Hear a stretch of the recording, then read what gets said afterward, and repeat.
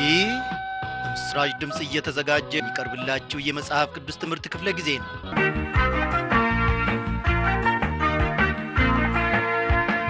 ውድ አድማጮቼ የምዕራፍ 6ን ትምህርት ጨርሰን ባለፈው ክፍለ ጊዜ ጥናታችን የማርቆስ ወንጌል ምዕራፍ 7ን መጀመራችን የሚታወስ ነው።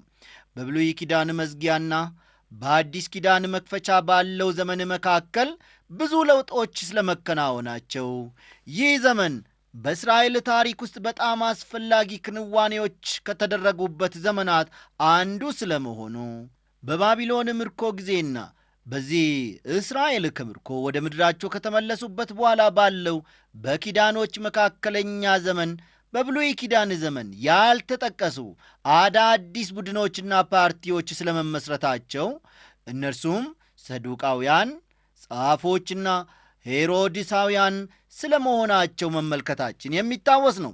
ዛሬም የዚያኑ ቀጣይ ክፍል ይዘንላችሁ ቀርበናልና መጽሐፍ ቅዱሶቻችሁን እንደ ወትሮ ሁሉ ገለጥ ገለጥ አድርጋችሁ የማርቆስ ወንጌል ምዕራፍ 5ን ተመልከቱ።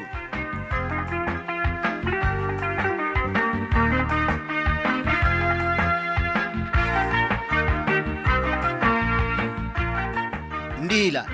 ፈሪሳውያንም ጻፎችም ደቀ መዛሙርት እንደ ሽማግሌዎች ወግ ስለምን አይሄዱም?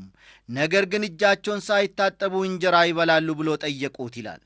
ይህ በደቀ መዛሙርቱ ላይ የቀረበው ክስ በእርግጥም በቀጥታ በኢየሱስ ክርስቶስ ላይ ያነጣጠረ ክስ ነው። ምክንያቱም ደቀ መዛሙርቱ የእርሱ ተከታዮች ናቸውና። ኢየሱስ ግን ክሱን እንዴት እንዳስተናገደው ተመልከቱ። ምላሹ ግልጽና ጠንካራ ነበረ። ቁጥር 6 እርሱ ግን እንዲህ አላቸው፣ ኢሳይያስ ስለ እናንተ ስለ ግብዞች ይህ ሕዝብ በከንፈሩ ያከብረኛል፣ ልቡ ግን ከእኔ በጣም የራቀ ነው ሲላቸው እናያለን። ይህ ምላሽ ርኅራኄን ያዘለና ተወዳጅነትን የሚያተርፍ ነው ማለት አልችልም። እኔ ግብዝ ሰው በቲያትር ወይም በድራማ መድረክ ላይ የራሱ ያልሆነውን ማለትም የማይኖርበትን ባሕሪ ወክሎ የሚሠራ ሰው ነው።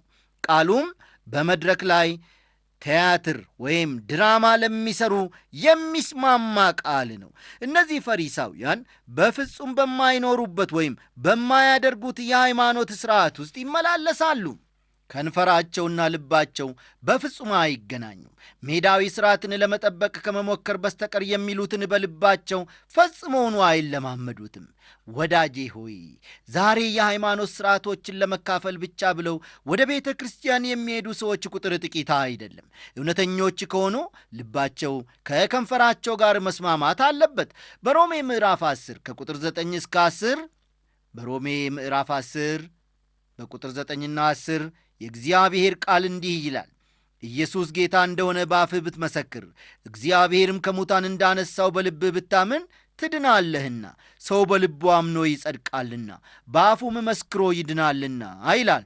ኦ ወገኖቼ፣ ዛሬ ብዙ ሰዎች በሃይማኖት መግለጫዎች፣ በቤተ ክርስቲያን ሥርዓቶች፣ በአደባባይ የአምልኮ ፕሮግራሞች፣ በልብስ ሌላ ቢቀር ለየት ብሎ በመታየት የታወቁ ናቸው። እነዚህ ነገሮች ሁሉ የወግ ጉዳዮች ሊሆኑ ይችላሉ። ለሕይወታችን ግን ጠቃሚው ከኢየሱስ ክርስቶስ ጋር ያለን ቀጥታና የግል ግንኙነት ነው። በቃ ስለ ፈሪሳውያኑም በመቀጠል ጌታ እንዲህ ይላል። ቁጥር 7 የሰውም ሥርዓት የሆነ ትምህርት እያስተማሩ በከንቱ ያመልኩኛል ይላል። የሰው ሥርዓት የእግዚአብሔርን ቃል ስፍራ የሚወስድ ከሆነ አምልኮ ትርጉም የሌለው ነገር ነው። አሁን ወደ ነገሩ ዋና ቁንጮ ላይ መጥተናል። ቁጥር 8ና 9 የእግዚአብሔርን ትእዛዝ ትታችሁ ጽዋን ማድጋንም እንደማጠብ የሰውን ወግ ትጠብቃላችሁ፣ ይህን የመሰለ ብዙ ሌላ ነገር ታደርጋላችሁ። እንዲህም አላቸው፣ ወጋችሁን ትጠብቁ ዘንድ የእግዚአብሔርን ትእዛዝ እጅግ ንቃችኋል ይላቸዋል። ጠቅላላው ነጥብ ያለው እዚህ ላይ ነው። የሰውን ወጎች በእግዚአብሔር ቃል ቦታ ተክተዋል። በመጀመሪያ ደረጃ የሃይማኖት መግለጫዎቻቸው የእግዚአብሔርን ቃል ስፍራ ወስደዋል። በመቀጠልም የሰዎችን ቃልና የሰዎችን ሐሳብ በእግዚአብሔር ቃል ስፍራ ተክተዋል። ከእግዚአብሔር ቃል ይልቅ ለቤተ ክርስቲያናቸውና ለሥርዓቶቻቸው ልዩ ስፍራን ይሰጣሉ። ይህ አይነት ሁኔታ ዛሬ በተደጋጋሚ ሲከሰት ይታያል። ወገኖቼ ከዚህ አይነት ሜዳዊ ሃይማኖት እንድንጠበቅ ከእኔና ከእናንተ ይፈለጋል። ሙሴ አባትህንና እናትህን አክብር፣ ደግሞም አባቱን ወይም እናቱን የሰደበ ፈጽሞ ይሙት ብሎአልና ካለ በኋላ ቀጠል ያደርግና እናንተ ግን ይላል፣ እናንተ ግን ትላላችሁ ሰው አባቱን ወይም እናቱን ከእኔ የምትጠቀምበት ነገር ሁሉ ቁርባን ማለት መባ ነው ቢል ለአባቱ ወይም ለእናቱ ምንም እንዲያደርግ ወደፊት አትፈቅዱለትም ይላል። አሁን ጌታ ኢየሱስ እነርሱ ራሳቸው እየተለማመዱ ካሉት ድርጊት ምሳሌ ይሰጣቸዋል። አባታቸውንና እናታቸውን እንዲያከብሩ በሙሴ ሕግ ታዘዋል። ነገር ግን ለወላጆቻቸው ካላቸው ኃላፊነት እንዲሸሹ ወጋቸው በተዘዋዋሪ መንገድ ይፈቅዳል። አንድ ሰው በዕድሜያቸው ያረጁትን ወይም በችግር ያሉትን ወላጆቹን መርዳት ባይፈልግ ወደ ቤተ መቅደስ ሄዶ ንብረቱን ለካህን ያስረክብና ይህ ቁርባን ወይም መባ ነው ይላል። ሰውየው ሲሞት ርስቱ በሙሉ ለቤተ መቅደስ ይሰጥና ለወላጆቹ ካለበት የኃላፊነት ዕዳ ነፃ ይሆናል ማለት ነው። ቁጥር 12ና 13 ባስተላለፋችሁትም ወግ የእግዚአብሔርን ቃል ትሽራላችሁ፣ እንደዚሁም ይህን የሚመስል ብዙ ነገር ታደርጋላችሁ ይላል ጌታ ኢየሱስ። ይህ ወጋቸው በጣም አደገኛ እንደሆነና አባትህንና እናትህን አክብር የሚለውን የእግዚአብሔርን ሕግ መንፈስ በቀጥታ የሚቃረን እንደሆነ ያሳያቸዋል። በዛሬው ዘመን እነርሱ እንዲያደርጉ ወይንም ኃላፊነትን እንዲወጡ ሲጠበቅባቸው ይህንን ኃላፊነታቸውን ለሌላ ድርጅት ወይም ቡድን አሳልፈው የሚሰጡ ሰዎች አሉ። ሰዎች በግላቸው ሊወጡት የሚገባቸውን ኃላፊነት መወጣት ይገባቸዋል። አንድን አስፈላጊ ጉዳይ ላለማድረግ መሸሽ ከተጠያቂነት አያድነንም ወገኖቼ። ቁጥር 14ና 15 ቀጥሎ ባለው ክፍል ጌታ ኢየሱስ ከላይ የጀመረውን ሐሳብ በጥልቀት ይተነትነዋል። ደግሞም ሕዝቡን ጠርቶ ሁላችሁ እኔን ስሙ አስተውሉም፣ ከሰው የሚወጡት ሰውን የሚያረክሱ ናቸው እንጂ ከሰው ውጪ የሚገባውስ ሊያረክሰው የሚችል ምንም የለም ይላል ጌታ ኢየሱስ። በዚህ ክፍል ውስጥ ውጫዊ የሆነውን ውስጣዊ ከሆነው እየለየ ትክክለኛ የሆነውን ነገር ያመለክታቸዋል። ሃይማኖት ማለት ከላይ ቁስልን በቀስታ እየጠረጉ እንደሚቀቡ ያለ በውጭ የሚደረግ ሥርዓት እንዳልሆነ ያሳያቸዋል። ሃይማኖት በመሠረቱ ከመብላትና ካለመብላትም ጋር የተቆራኘ አይደለም። ታዲያ እንዲህ ካልሆነ ሃይማኖት ምንድን ነው ትሉኝ ይሆናል። ሃይማኖት የልብ መለወጥን ያመለክታል። በቃ አሁን ጌታ ኢየሱስ ወደ ቤት እንደገባ ደቀ መዛሙርቱን መጥተው የምሳሌውን ትርጉም እንደጠየቁት ከዚህ ከቁጥር 18 እስከ 20 ባለው መመልከት ይቻላል። በእርግጥ ይህ ከሰው የሚወጣው ሰውንም የሚያረክሰው ምን እንደሆነ እስቲ ቀጥሎ ባሉት ቁጥሮች እንመልከት። ከቁጥር 21 እስከ 23 ከውስጥ ከሰው ልብ የሚወጣ ክፉ ሐሳብ፣ ዝሙት፣ መስረቅ፣ መግደል፣ ምንዝርነት፣ መጎምጀት፣ ክፋት፣ ተንኮል፣ መዳራት፣ ምቀኝነት፣ ስድብ፣ ትዕቢት፣ ስንፍና ናቸውና ይህ ክፉ ሁሉ ከውስጥ ይወጣል ሰውንም ያረክሰዋል ይላል።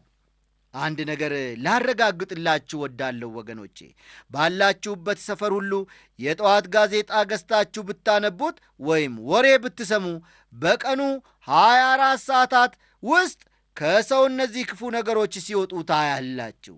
እስኪ የእነዚህን ክፉ ሐሳቦች ትርጉም ምንነት በአጭሩ እንመልከታቸው። ዝሙት ሰውን ያረክሳል። ይህ የጌታ ቃል ነው።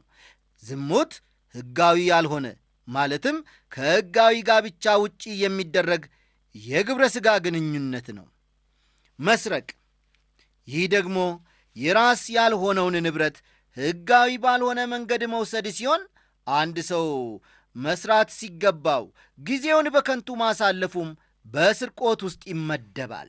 መግደል፣ ይህ ደግሞ የሰውን ነፍስ ማጥፋት ብቻ ሳይሆን ቁጣ ራሱ በመግደል ውስጥ ይመደባል። መጎምጀት፣ ቁሳዊ ነገርን ከመጠን በላይ መመኘትና ለራስ ለማድረግ መስገብገብ ማለት ነው። ክፋት፣ ሰዎችን ለመጉዳት የሚደረግ ማንኛውም አይነት ክፉ ድርጊት ክፋት ነው። ተንኮል፣ ከላይ መልካም መስሎ በውስጥ ግን ሌሎችን ለማጥቃት የሚደረግ ደባ ተንኰል ነው። መዳራት፣ ይህ ደግሞ ከመጠን ያለፈ ስሜታዊነት በተለይም በግብረ ሥጋ የሚከሰት ድርጊት ነው። ምቀኝነት፣ አንዳንድ ሰዎች ክፉ ዓይን ይሉታል። ምቀኝነት በሌሎች ሕይወት በሚደረገው መልካም ነገር ደስተኛ አለመሆንን ያመለክታል።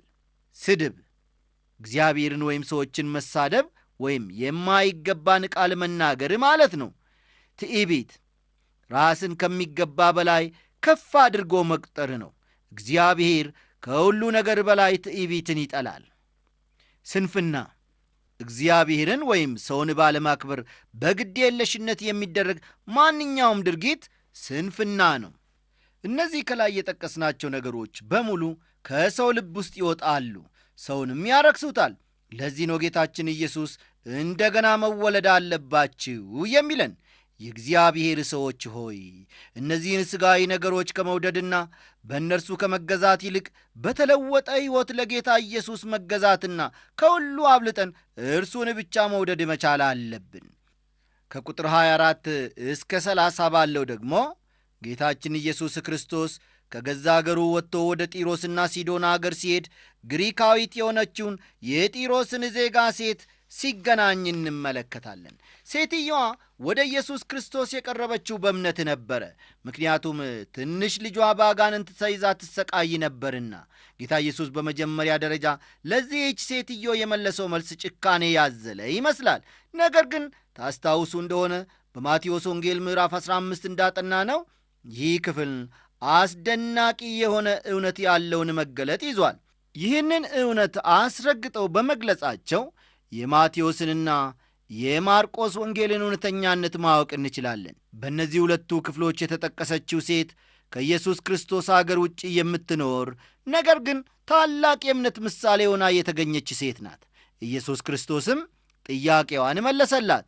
ምናልባትም ጌታ ኢየሱስ ወደዚህ አካባቢ የመጣበት ልዩ ዓላማ ለሴትየዋ የእምነት ጥያቄ ምላሽ ሊሰጥ ብቻ ነው የሚል ጥያቄ እዚህ ስፍራ ላይ ሊነሳ ይችላል። በእርግጥ ይህ ከሆነ በጣም የሚያስደንቅና ወደዛ አገር መሄዱ በዓላማ የተደረገ ጉዳይ ነው። ቁጥር 31 ደግሞም ከጢሮስ አገር ወጥቶ በሲዶና አልፎ 10 ከተማ በሚባል አገር መካከል ወደ ገሊላ ባሕር መጣ ይለናል። ኢየሱስ ክርስቶስ ጢሮስንና ሲዶናን ለቆ 10 ከተማ በሚባል አገር አልፎ ወደ ገሊላ ባሕር አጠገብ መጥቷል። 10 ከተማ የሚባለው አገር በምስራቅ ዮርዳኖስ በገሊላ ባሕር አካባቢ ያለ 10 የተለያዩ ትናንሽ ከተሞችን የሚያጠቃልል ወረዳ ነው። ኢየሱስ በዚህ ወረዳ በጣም ግሩም የሆነ አገልግሎት ጊዜ አሳልፏል። ብዙ ሕዝብም ኢየሱስ ወደ ነበረበት ወደዚህች ከተማ የእርሱን አገልግሎት ፍለጋ ይጎርፍ ነበረ። ኢየሱስ በትጋት ያገለግላቸውም ነበረ። ይህንን በተመለከተ ከማርቆስ ወንጌል ምዕራፍ 7 ከቁጥር 32 እስከ 37 ያለውን መመልከት ይቻላል። ወንድሞቼና እህቶቼ ጌታ ኢየሱስ ያደረጋቸው ነገሮች በሙሉ ሰዎችን ወደ እምነት የሚመሩ መሳሪያዎች እንደነበሩ ልገልጽላችሁ ወዳለሁ። በዚህ ክፍል ያለው ጠቅላላ ሐሳብ የሚገልጸው ሰውየው የነበረበት ሁኔታ ጌታ ኢየሱስ ክርስቶስ ከላይ የተጠቀሰውን የፈውስ መንገድ እንዲጠቀም አድርጎታል። ከዚህ በኋላ ሕዝቡን እንዳይናገር ማዘዙ ጥቅም ያለው ነገር አልነበረም። ታምራቱ መሰናክሎችን ሁሉ እያለፈ ለመጣው ለኢየሱስ ክርስቶስ አገልግሎት መታወቅ ትልቅ አስተዋጽኦ አድርጓል። በዚህን ወቅት በኢየሱስ ክርስቶስ ላይ የነበረው የተቃውሞ ግፊት በሰው ደረጃ ሲታይ ለመሸከም የሚቻል አልነበረም። ምንም ግፊቱ ቢበዛ እንኳን የሕዝቡ ሸክም ቢበዛም ጊዜው ቀውጢ ወቅት ቢሆንም በጣም ሥራ ቢበዛበትም ድካምም ቢኖርም ሕዝቡ ሁሉን ደና አድርጓል ብለው መሰከሩ። ከዚህ ሐሳብ ጋር በመስማማት እኛም በልባችን አሜን እንላለን። ወገኖቼ ጌታ ኢየሱስ ዛሬም ቢሆን ሁሉን ነገር መልካም ማድረግን ያውቅበታል። እግዚአብሔር ለዘላለም የተመሰገነ ይሁን።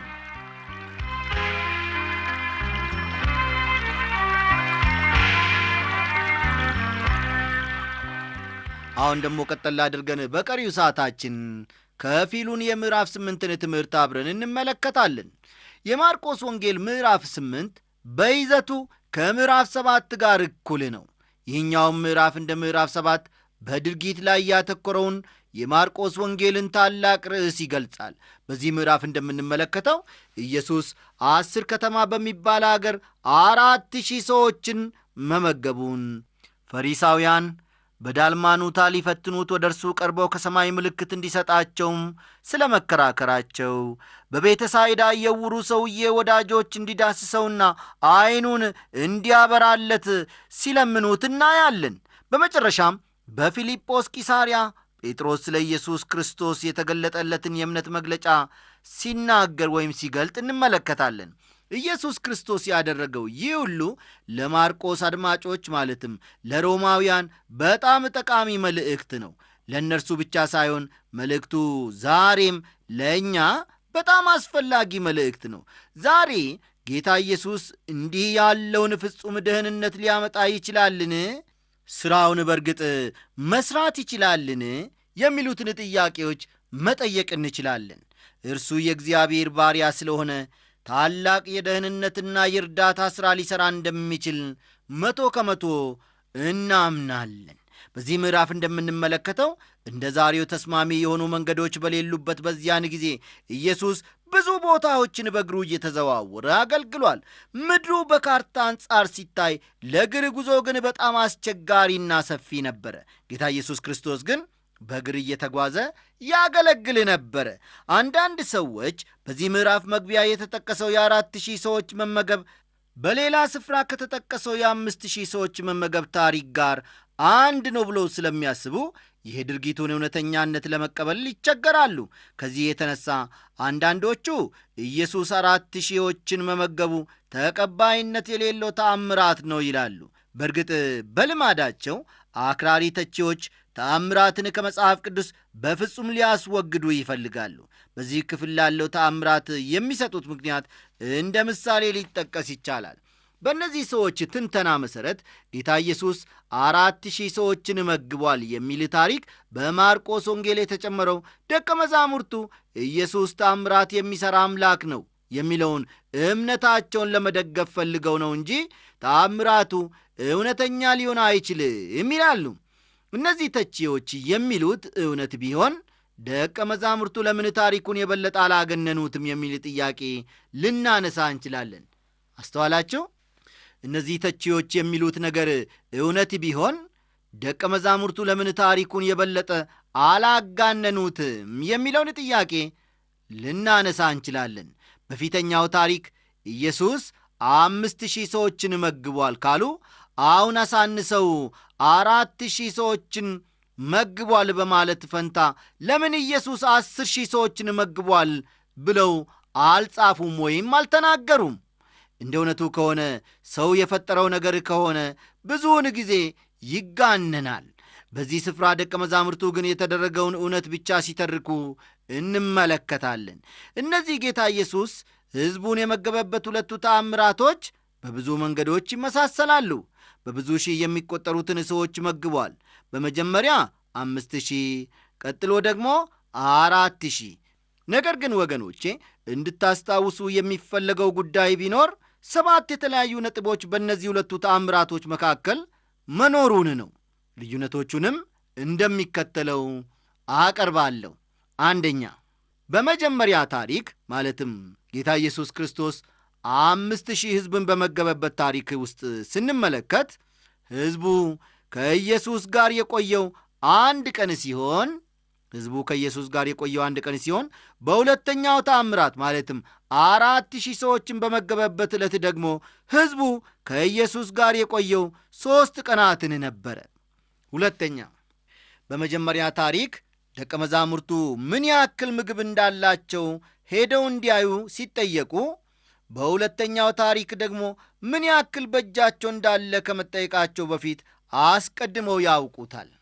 ሦስተኛ፣ 5,000 ሰዎች በተመገቡበት ጊዜ 5 እንጀራና 2 ዓሣ ሲኖር፣ ልብ በሉ 5,000 ሰዎች በተመገቡበት ዕለት በመጀመሪያው ታሪክ ማለት ነው 5 እንጀራና 2 ዓሣ ሲኖር 4,000 ሰዎች በተመገቡበት ዕለት ደግሞ 7 እንጀራና ጥቂት ዓሣ እንደነበራቸው እንመለከታለን። አራተኛ፣ የመጀመሪያ ጊዜ የፋሲካ ወቅት ተቃርቦ የነበረበት ጊዜ ነበረ። ሕዝቡም በሳር ላይ በቡድኖች ተከፋፍለው እንዲቀመጥ ተነገረው።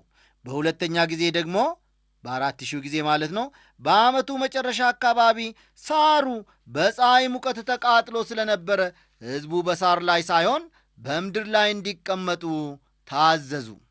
አምስተኛ፣ በመጀመሪያው ታሪክ ማለትም 5000 ሰዎች በተመገቡበት ዕለት ጌታ ኢየሱስ እንጀራውን እንደባረከ ሲናገር፣ በሁለተኛው ማለትም 4000ዎቹን ሰዎች በመገበበት ዕለት ደግሞ ስለ እንጀራው አመስግኖ ዓሣውን ግን ባርኮ እንደሰጣቸው እንመለከታለን።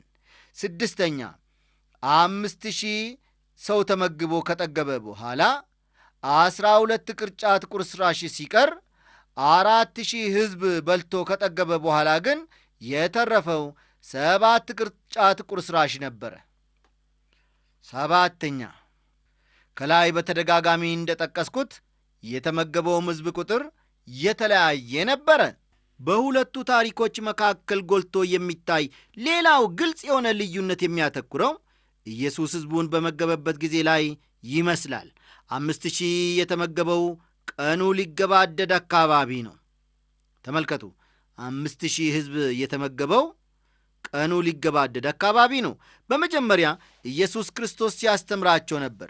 እንደ ዮሐንስ ወንጌል ከሆነ 5000ን የመመገቡ ተአምራት የተከናወነው ጌታ ኢየሱስ እርሱ የሕይወት እንጀራ እንደሆነ ከማስተማሩ በፊት ነበረ። ይህ ጠቃሚ ትምህርት በመሠረቱ ከማዕድ በኋላ የተደረገ ንግግር እንደሆነ ልናስብ እንችላለን። 4000ን በመመገቡ ታሪክ ግን ሕዝቡ የኢየሱስን ትምህርቶች እየሰማ ከእርሱ ጋር 3 ቀናትን አሳልፏል። ምግቡ የመጣው ከትምህርት በኋላ ነው። በሌላ አነጋገር ሕዝቡ በመጀመሪያ ወደ ኢየሱስ የመጣው ምግብን ሊበላ ሳይሆን ትምህርቱን ሊሰማ ነበረ። ይህ ዛሬ ላለን ለእኛ በጣም ጠቃሚ ትምህርት እንደሆነ አስባለሁ። ወገኖቼ፣ እያንዳንዳችን መመለስ ያለብን መሠረታዊው ነገር በመጀመሪያ ደረጃ ኢየሱስ ጋር የምንመጣው ለምንድን ነው የሚል ነው። ሕይወት የሚሰጠውን ትምህርቱን ፈልገን ወይንስ ጊዜያዊ ፍላጎታችንን ብቻ ለማርካት ነው? ኢየሱስ ጋር መምጣት ያለብን ወገኖቼ ሆይ ለሕይወት የሚሆንልንን ትምህርቱን ልንቀበል መሆን አለበት። ይህንን ምዕራፍ ማንበብ ስንጀምር በዚያ ወራት የሚለው ይህ ድርጊት የተከናወነው ጌታ ኢየሱስ 10 ከተማ በሚባል አገር እያለ እንደሆነ ለመመልከት መሆኑን አስታውሱ። ሕዝቡን በምድረ በዳ ጌታ ኢየሱስን ተከታትሎታል። ስፍራው ለማስተማር ምቹ ቢሆንም እንኳን የሚበላውን ነገር ለማግኘት አስቸጋሪ ነበረ። የሆነ ሆኖ በጣም ብዙ ሕዝብ እየተከተለው ነው ያለው። ማርቆስ ምዕራፍ 8 ከቁጥር 1 እስከ 6 ያለውን መመልከት ይቻላል። እዚህ ላይ አንድ በጣም የሚያስገርም ነገር አለ። ከክፍሉ እንደምንመለከተው ደቀ መዛሙርቱ ኢየሱስ አስቀድሞ 5000 ሕዝብ በታምር እንደመገበ እየረሱ ይመስላል። ብዙዎቻችን እንዲህ አይነት ልምምድ እንዳለን አስባለሁ። እግዚአብሔር በጸጋው መልካም ነገሮችን ሲያደርግልን እኛ ደግሞ እነዚያን ነገሮች እንረሳቸዋለን። ከጥቂት ቀናትና ወራት በኋላ አንድ ነገር ሲከሰት አስቀድሞ እንዳልተለማመድን አይነት በፍጹም አዲስ እንሆናለን። አንድ የቅርብ ጓደኛዬ የነቀርሳ በሽታ ስላለብኝ ወደ ሰውነቴ መሰራጨት አለመሰራጨቱን ለማረጋገጥ ሁልጊዜ ሐኪም ቤት ሄጄ ራጅ ስነሳ ነገሩ ሁሉ እንደ አዲስ ልምምድ ይሆንብኛል። አዲስ ነገር እንደ ተፈጠረ አይነት ራጅ በተነሳው ጊዜ እፈራለሁ አለና አጫወተኝ። ደቀ መዛሙርቱም አስቀድሞ ያዩትን ታምራት እንደረሱ ስለምረዳ ሁላችንም ተመሳሳይ ስሜት አለን። ከክፍሉ እንደምንረዳው ደቀ መዛሙርቱ ወገኖቼ የሕዝቡ ቁጥር ምን ያክል እንደሆነና ያላቸውም ዳቦ ምን ያክል እንደሆነ ጠንቅቀው ያውቃሉ። ከፈቃኑ አልፎ መኖሩ ማለፍ በምስጋና ባሮሩ በጌታ በኢየሱስ እጅ ላይ ተደግፎ ማደሩ እረፍት ያለበት ሕይወት ነው። ለዓለም መኖር ግን መሞት ነው። እኔም ምርጫዬ ጌታ ነው። እንግዲህ በጌታ የተወደዳችሁ ክቡራን አድማጮቻችን የዛሬው ትምህርታችን እዚህ ላይ ያበቃል። ስለ ነበረን ጊዜ ሁሉ እግዚአብሔርን እጅግ አድርገን እናመሰግናለን።